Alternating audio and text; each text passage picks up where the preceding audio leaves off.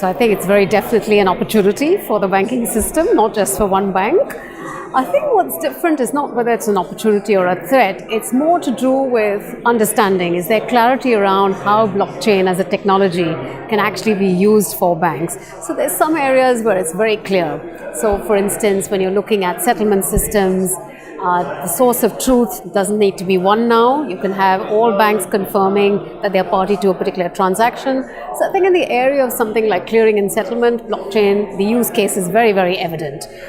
Everyone's keen on doing it. But when you look at some other areas like identity, for instance, that's where it gets confusing, and there's a fair amount of trepidation from the banks around how blockchain would actually enable this process. So today when we verify your ID as an individual, we go to a government database or to a tax or a passport database, and the source of truth is almost always a government body.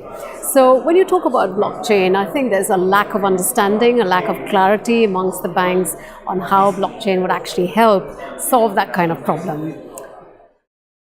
So wow, that's a really big question, because API at the end of the day is just a technology that helps you connect from one organization to another or a person to another organization. And the number of cases, use cases is actually just myriads. But if you think about, let's say, the banking arena today, so let's take the SME sector, for example. Small businesses are always looking for funding.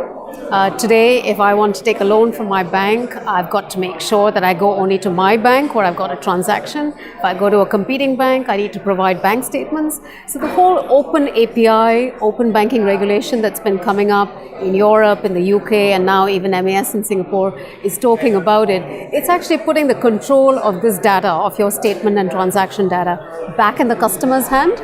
And that means that I as a customer can tell my bank, hey, you know what, I need you to share my statement information with this bank or with this other third-party provider, maybe with another SME with whom I'm dealing with.